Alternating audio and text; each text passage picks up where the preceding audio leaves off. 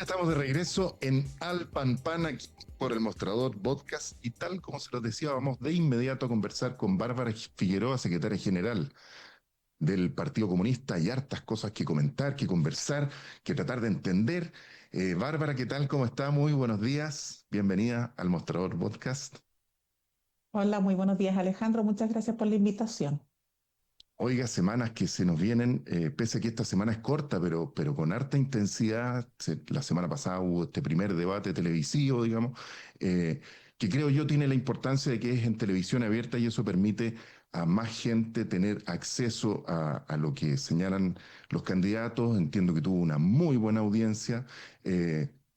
¿Y qué le pareció el desempeño de la candidata Janet Jara? Bueno, nosotros tenemos una buena evaluación, ¿no? Más allá de la autocrítica que ha hecho nuestra propia candidata, que es muy exigente, muy autoexigente, por cierto, pero nosotros tenemos una buena evaluación, creemos que fue un debate interesante. Primero porque es la primera vez que están todos los candidatos ya que van a estar en la papeleta presentándose, la ciudadanía pudo conocerlos y creo que eso ya tiene un gran valor. Para nosotros el ejercicio de la mayor información favorece un proceso electoral que va a ser muy relevante este 2025. Por lo tanto, saludamos esa disposición a habernos encontrado ya con todos y todas los candidatos y candidatas presidenciales. En un segundo aspecto, yo diría que, bueno, era normal que en el marco de tener a una candidata punteando en las encuestas dentro de los primeros lugares, iba a ser objeto de bastantes presiones y emplazamientos. Eso entendemos que es parte de lo normal en un debate de estas características, particularmente siendo el primer debate donde se encuentran todos y todas. No obstante, creemos que a pesar de aquello, fue posible marcar puntos muy esenciales respecto de nuestras prioridades en torno a debates como el crecimiento, el tema del salario vital, los debates que tienen que ver con seguridad, y esperamos que en los próximos debates, primero, ojalá sean un poquito más temprano, ¿no? Para que más ciudadanía se pueda conectar, sin duda que es valioso la gran cantidad de audiencia que hubo en este debate, pero dado que son tantos candidatos también en esta primera vuelta, los tiempos se extienden bastante y por lo tanto si uno quiere vivir el proceso completo, también uno esperaría que esto nos permita que en próximos debates los emplazamientos entre candidatos que son muy necesarios también estén muy acotados y ojalá muy en foco, como lo ha hecho persistentemente nuestra candidata, tanto en primera vuelta, en la primaria como ahora en el marco de la primera vuelta, en las propuestas, en los contenidos, en aquello que quieren poner en el centro los candidatos y candidatas, y no otro tipo de emplazamiento o calificaciones a los candidatos que nos parece que no contribuyen del todo al debate que debemos enfrentar. ¿Le pareció que fue demasiado los emplazamientos o incluso en algunas publicaciones se habló de los ataques a Janet Jara, incluso de Marco Enríquez Ominami, o sea, de sectores más o menos cercanos ideológicamente, ¿no? ¿Le parece que fue mucho o parte del juego? Diría que es parte del juego del ejercicio de la democracia. Cada uno de los candidatos definirá cuál es su mejor estrategia, pero evidentemente para nosotros la apuesta principal es que los candidatos puedan dar cuenta de sus propuestas y no que tener que estar respondiendo, insisto, persistentemente a emplazamientos o a calificaciones. Creo que si es por calificaciones, todos podríamos dar cuenta, ¿no? De que aquí hay candidatos que ya están en su tercer, cuarta postulación. Yo no podría decir, bueno, ¿qué opina el candidato profesional, no? Así como fue emplazada nuestra candidata por haber sido exministra. Me parece que en ese sentido hubo un tono que, al menos en el caso de Marco Enrique Ominami, uno hubiese esperado que fuese distinto, sobre todo porque él ha sido muy persistente en la tarea de buscar ser el representante de todos los chilenos y chilenas, y en ese marco habla bien de la seriedad de los candidatos, también el respeto hacia cada uno de ellos, ¿no? Oiga, y la llevo ahora a un terreno un poco más complejo. Esta tensión que se habla que existe entre la candidata Janet Jara y el Partido Comunista por la situación del exalcalde de Recoleta, Daniel Jadwe, ¿no es cierto? Que el Tricel el viernes, prácticamente a última hora, determinó que no podía estar en el padrón, lo que significa en el fondo que no puede ser candidato por el Distrito 9. Me imagino que el partido tenía, por la popularidad del exalcalde, tenía ese puesto ya, lo voy a poner así como bien coloquial, asignado ya en el hemiciclo de la Cámara de Diputados, porque sin duda que es una persona que goza con una alta popularidad en Recoleta y los alrededores que componen el Distrito 9. Eh, ¿Hay tensión entre lo que dice la candidata y lo que dice el partido? En ningún caso, ningún tipo de tensión. Eso ha sido una tónica persistente de algunas líneas editoriales de medios de difusión nacional, ¿no?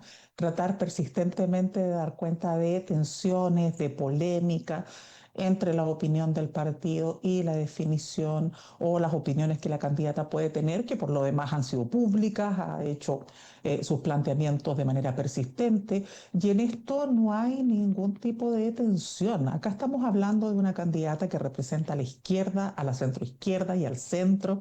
Es la candidata de una coalición y en ese sentido, tal como lo definimos en algún minuto, ¿no? Como comité central goza de total autonomía para poder desplegarse en esta tarea principal. Y tal como ella también lo ha señalado de manera persistente, es responsabilidad de los partidos y de la coalición las definiciones de candidaturas, ¿no? Yo en esto sí quiero ser muy clara, no hubo ni existió por parte ni de nuestro partido ni de ninguno de los partidos que fuimos parte de la negociación algún reparo o alguna planteamiento respecto de cuáles o quiénes debieran ser los candidatos que cada uno de los partidos ponía a disposición de este esfuerzo principal en la lista Unidad por Chile para tener el mejor rendimiento electoral y poder gozar de mayorías en el Congreso. Este no es un problema solo de un partido, de un sector, no es una lógica de canibalismo interno, ¿no? No es tratar nosotros de competir entre nosotros, sino que de efectivamente lograr tener un parlamento ganado para las transformaciones que propone nuestra candidata presidencial, Janet Jara. Por lo tanto, en ese sentido, yo diría que no hay ningún tipo de polémica efectiva o real o tensión en torno a las declaraciones que ella ha entregado. Creo que más bien acá lo que vivimos fue una estrategia que desarrolló la derecha para poder, por secretaría y de vía administrativa, poder consolidar sus resultados electorales en el Distrito 9. Es evidente hoy día por qué el presidente de la UDI, Guillermo Ramírez, hace su traslado como actual diputado del Distrito 11, si no me equivoco, ¿no? Donde hoy día es diputado hacia el Distrito 9 porque probablemente siempre tuvieron a su haber la estrategia de poder impedir por la vía de este pronunciamiento o de esta presentación al Tribunal Electoral y luego al TER, en primera instancia al TRICEL y luego al TER, para poder bajar por secretaría a Daniel Jado y con eso tener mejores condiciones para competir. Entonces creo que acá más bien el debate no es entre nosotros, es más bien evidenciar la estrategia que utilizó la derecha para por secretaría tratar de ganar un cupo en el Distrito 9 e ir a una disputa en desigualdad de condiciones. Yo quiero recordar solamente, para que nadie aquí se llame errores, estas son situaciones que también el mundo de la derecha ha vivido. En su minuto ellos mismos lo hicieron y fueron a pelear hasta la última instancia con el, en ese minuto, exalcalde, candidato a alcalde Plaza, ¿no?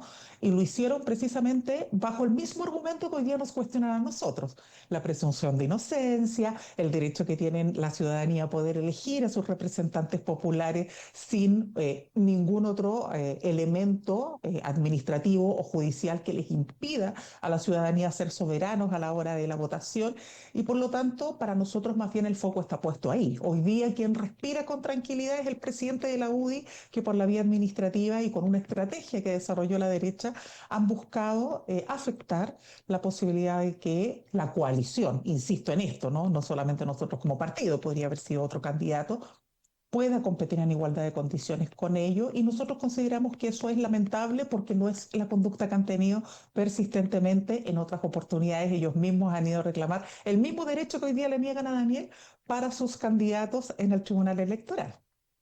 Dígame una cosa, Bárbara, ustedes tienen, entiendo, pensado acudir a organismos internacionales eh, para intentar, me imagino, revertir esta situación, pero los plazos reconozco mi ignorancia en esto, los plazos no sé si, que cuando lo leí pensé, pero no van a alcanzar, o sea, no.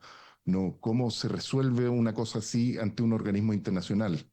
No, lo que estamos planteando y lo que planteamos en nuestra declaración es que nosotros vamos a respaldar y acompañar a nuestro compañero Daniel Jadwe de considerar el legítimo derecho de poder acudir a instancias fuera del país para exigir o para que el Estado se haga cargo de esta definición administrativa que se ha asumido de impedirle el derecho al sufragio, violentando la presunción de inocencia, pero por otro lado también tiene que ver especialmente con los electores, ¿no?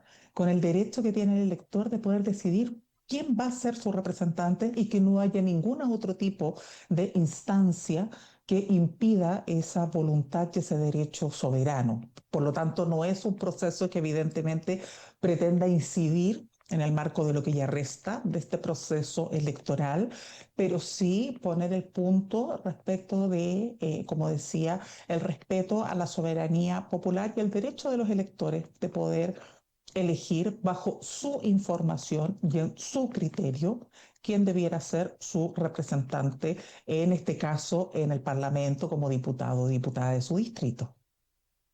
Es decir, es más bien como pensaba como le digo, cuando leí, es establecer un punto político sobre el tema, más que buscar efectivamente recomponer la candidatura de Daniel Jadwe. Sí, por lo que han comentado los propios abogados, yo no soy experta en el tema, pero por lo que han planteado los propios abogados es muy difícil, ya no existen más instancias luego del TER para poder zanjar esta situación, los tiempos ya están absolutamente acotados, sin embargo uno pudiera recurrir a otro tipo de instancias, pero insistimos, esto tiene que ver por sobre todo con el ejercicio legítimo de la democracia y el respeto a la soberanía popular como un elemento que debe ser decidor e intransable a la hora de la definición de quiénes son los representantes populares de la ciudadanía. Y respecto a eso, bueno, me imagino que como le comentaba al comienzo, la candidatura de Daniel Jadwe, probablemente el Partido Comunista la daba como una persona que iba a integrar, ¿no es cierto?, la Cámara, por su alta popularidad, etcétera, etcétera, que sin dificultad probablemente podría haber sacado su cupo parlamentario. ¿Qué cálculos hacen ustedes entonces respecto del panorama como coalición y también en particular como Partido Comunista, dentro de los cálculos que se hacen, ¿no es cierto?, de cuántos diputados vamos a lograr, cuántos senadores vamos a lograr? Mire, hoy con un voto obligatorio es muy difícil hablar de lo que en algún minuto se denominaba los distritos calados, ¿no? Sí. Tener figuras de alto conocimiento, además muy respaldadas por la ciudadanía. Daniel fue alcalde 3 veces, fue precandidato presidencial, participó en una primaria, entonces evidentemente estamos hablando de una figura de carácter nacional, pero nadie podría decir hoy día que con voto obligatorio mediante hay algún parlamentario o parlamentaria que de suyo pueda decir ya está garantizada mi electividad. Por lo tanto, estos son escenarios, insisto, donde nadie partía de la base de ya tengo un piso X, ¿no? Y por lo tanto los análisis siguen siendo los análisis que hicimos en su minuto. Nosotros teníamos a la vista la posibilidad cierta, dada la inscripción del presidente de la UDI como candidato en el Distrito 9, que se hiciese uso de este instrumento jurídico para tratar de invalidar su candidatura y por lo tanto garantizarse ellos más bien la posibilidad de electividad en el distrito. Por lo tanto, eso no modifica lo que han sido nuestros análisis y lo propio que hemos discutido con la coalición respecto de la necesidad de consolidar mayorías en el Congreso. Hoy día hay más candidatos dentro de nuestra coalición en el distrito y esperamos, por cierto, mantener un nivel de representación muy alto en una zona de carácter popular, donde además también, insisto, han habido políticas que hemos representado desde el mundo de la izquierda que han sido muy sólidas, que han sido muy valoradas, que han sido muy reconocidas, que le permitieron también hoy día al alcalde Farejado ser electo como tal y por lo tanto nos parece que en ese sentido, si bien habrá que hacer un trabajo, porque vamos a tener que informarles a muchos ciudadanos por qué no va a estar Daniel en la papeleta, nos parece que el trabajo hoy día sigue siendo, tal como lo vimos en su minuto, un trabajo de unidad por Chile, de la lista, de la coalición, y tendremos que hacer los máximos esfuerzos porque nuestras mayorías se consoliden en el distrito. La quiero llevar a otro tema ahora que tiene que ver con cómo los sondeos de opinión van mostrando distintas cosas, ¿no? Si uno ve los sondeos de este fin de semana, se da cuenta que al parecer el debate no tuvo mayor influencia, depende del sondeo que uno vea, obviamente, pero en general no tuvo mayor incidencia, leves caídas, ¿no es cierto?, en quienes lideran los sondeos de opinión, pero hay un factor común que es lo que se ha denominado el techo de Janet Jara en segunda vuelta. Yo no he visto, por lo menos, tal vez no he visto todos los estudios de opinión, pero no he visto ninguno donde la candidata se pueda imponer a cualquiera de los dos candidatos de derecha que pueda pasar la segunda vuelta. ¿Qué opinión tiene usted sobre esto que se ha llamado, ¿no? En los medios, el techo de Janet Jara, que calza precisamente también con lo que uno podría decir el techo de aprobación del presidente? Van como muy de la mano, si uno lo mira, es el 30%, dicen, ¿no? El 30% incluso del apruebo. Eh, ¿Hay espacio ahí para abrir ese techo? Nuestro juicio sí. Es posible. Estamos en un periodo donde inicia ya de manera más abierta, ¿no? De manera oficial el proceso de campañas a partir de este 17 de septiembre y por lo tanto creemos que hay un espacio todavía de despliegue, de conocimiento y de trabajo en torno a las propuestas que nuestra candidata ha presentado y de conocimiento de la ciudadanía de esas propuestas que nos parece a nosotros da espacio aún para un escenario abierto, ¿no? No creemos que este proceso ya esté predeterminado. Somos respetuosos de las encuestas, las leemos igual que todo el mundo, pero también hemos sido siempre muy cautos y hemos sido muy prudentes. Las encuestas son fotos del minuto y por lo tanto acá lo que corresponde y el trabajo principal que tenemos como coalición es precisamente garantizar que más ciudadanos y ciudadanas no solamente conozcan nuestra candidata, sino que por sobre todas las cosas conozcan los planteamientos que vamos a hacer. Hay que pensar además que en el caso de nuestra candidata no solamente está respaldado por las fuerzas políticas que estamos en la lista mayoritaria de Unidad por Chile, sino que también es representante de, yo diría que si no me equivoco, son ya 12 o 13 fuerzas políticas que están respaldándola. Evidentemente no es suficiente con las fuerzas políticas porque no somos quienes gozamos de la mejor salud y el reconocimiento a nivel público y por lo tanto tenemos mucho trabajo que hacer aún para llegar a las organizaciones sociales y sobre todo para llegar al voto de los indecisos, ¿no? Las familias trabajadoras, los hombres trabajadores de nuestro país que se ven desencantados, que esperan más y mejores políticas en materia de crecimiento y también de garantía de trabajo decente, de empleabilidad, que son temas muy sensibles que están inmediatamente después que tú ves el dato sobre seguridad, ¿no? Sin duda que los temas de seguridad son un tema urgente y prioritario para la población. Pero tan urgente y necesario para la población como la seguridad son los temas que tienen que ver con el costo de la vida y hacernos cargo de esas propuestas, que son las que representa la candidatura de Janet Jara, nos parece que son una puerta de entrada muy necesaria para un debate que despeje ya la lógica del eslogan, la lógica del ataque, la lógica más bien vinculada a esto que han sido incluso las campañas de fake news, de mentiras en contra de nuestra candidatura, y que permitan entonces poner el foco en lo importante, ¿no?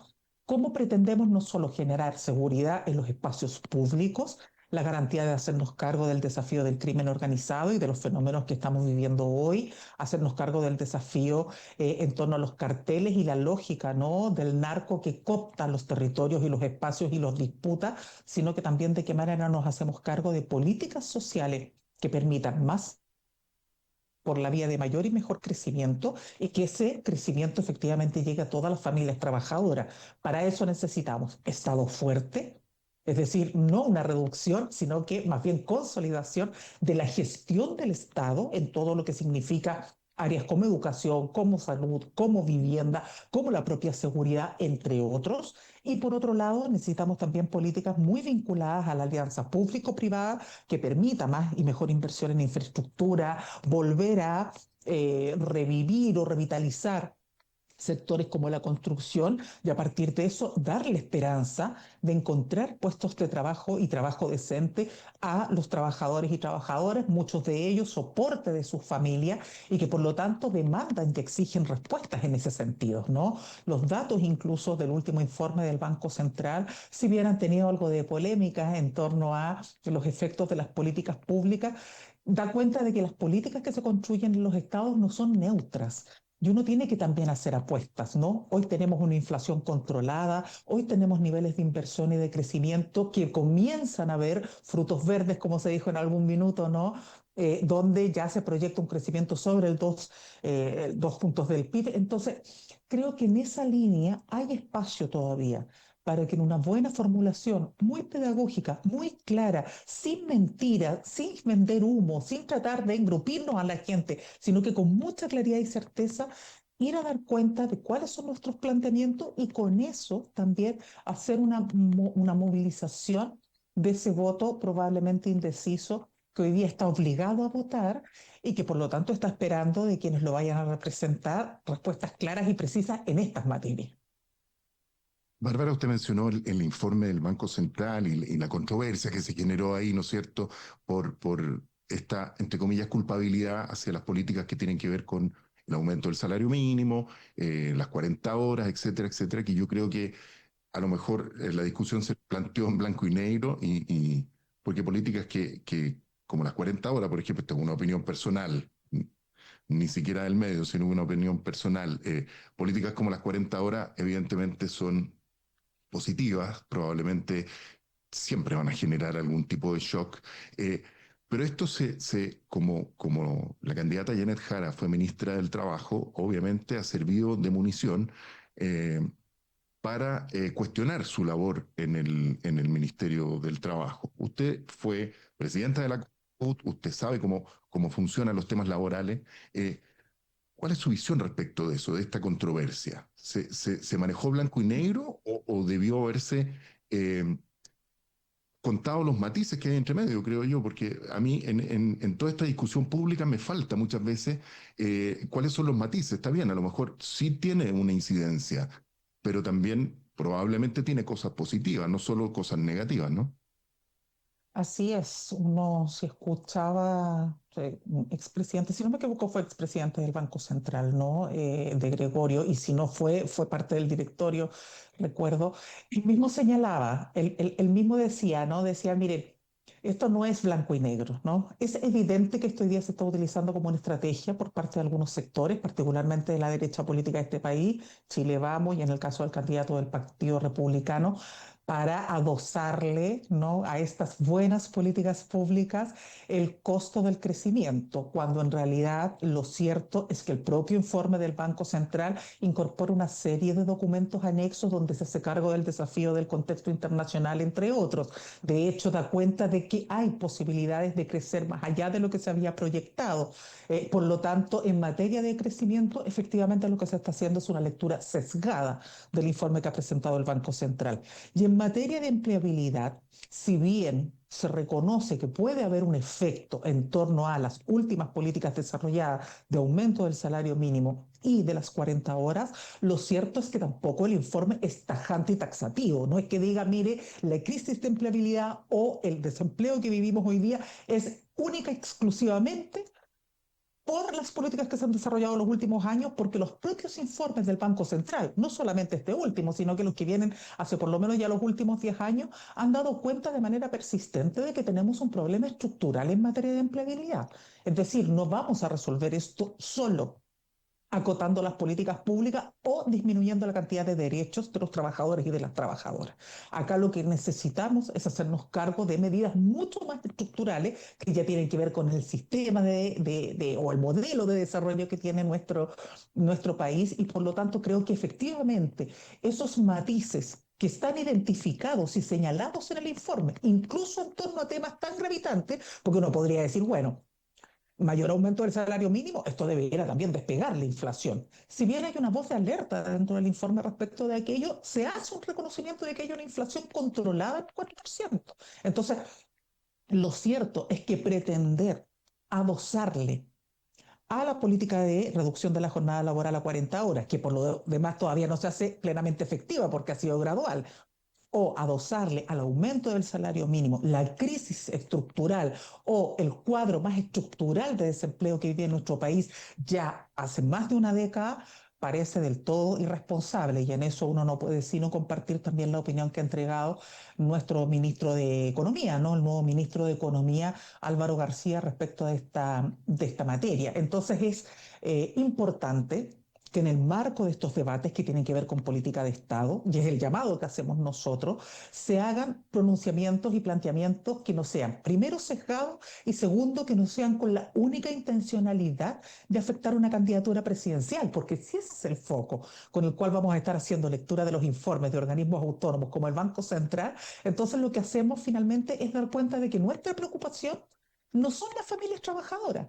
O sea, lo que está en el fondo del debate que han planteado, sobre todo los sectores de la derecha, pareciera ser que no es la urgencia que tienen las familias trabajadoras y la necesidad de generar más empleo, sino atacar a una candidata por haber sido exministra del Trabajo a conciencia plena, todos ellos, excepto aquellos que probablemente no han tenido ninguna relación con el Estado y que hoy día son más bien aprendices, como en el caso de José Antonio Caz, ¿no?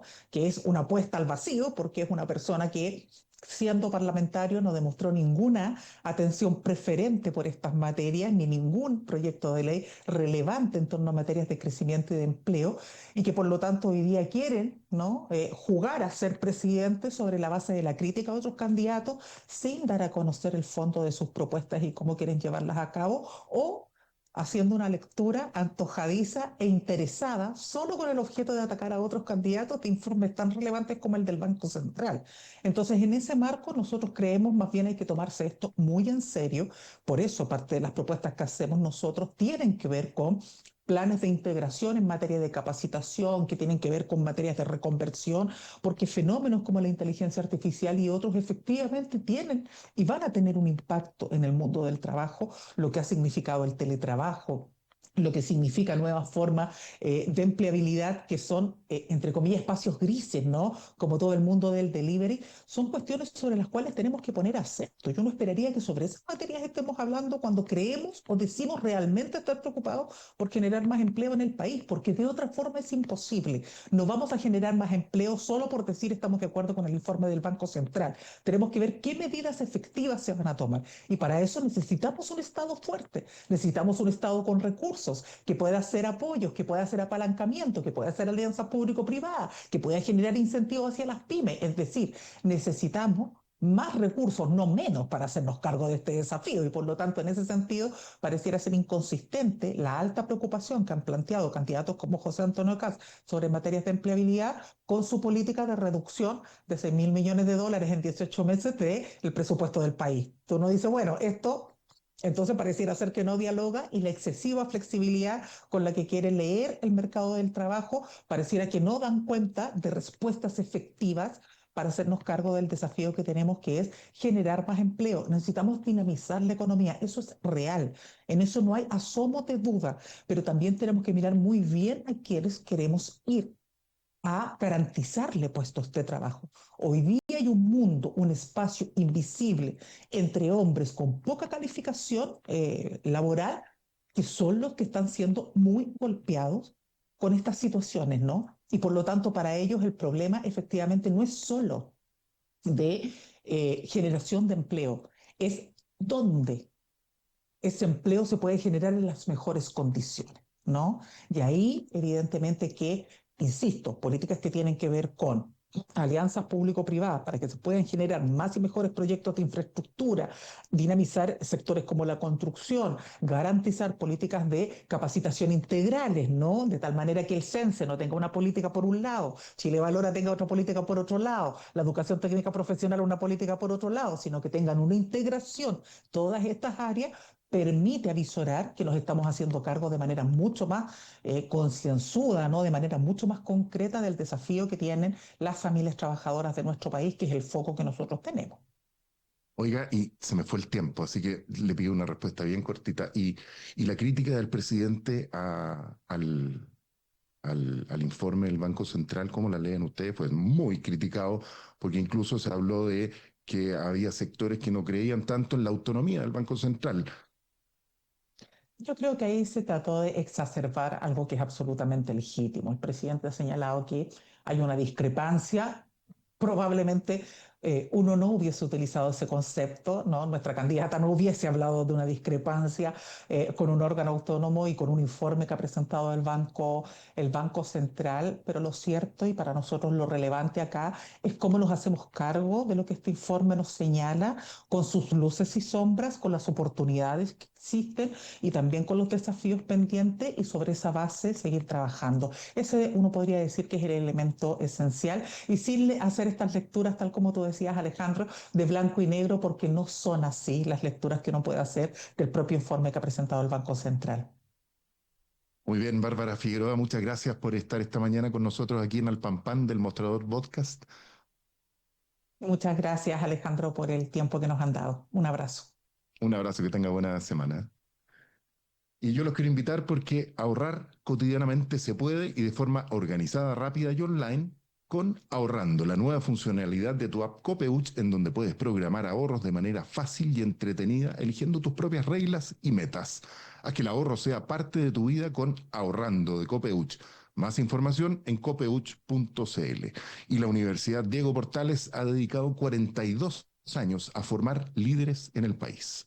Contamos con académicos, estudiantes y egresados que influyen en el sector público y privado con su experiencia UDP. Universidad Diego Portales, a la altura de los tiempos, acreditada por 6 años a nivel de excelencia.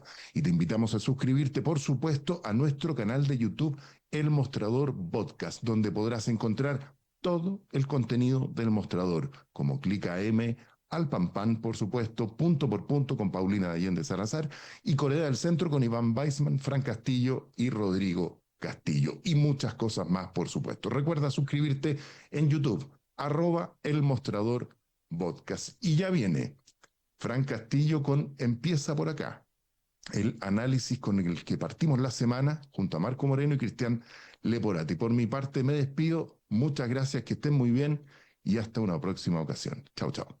Copeuch Inversiones, el sitio donde todos pueden invertir, y Universidad Diego Portales, a la altura de los tiempos, presentaron Al Pan Pan en el Mostrador Podcast. Cerramos por hoy Al Pan Pan, de lunes a viernes de 8 a 9 de la mañana, entrevistas para partir el día. El Mostrador Podcast, el poder de la independencia.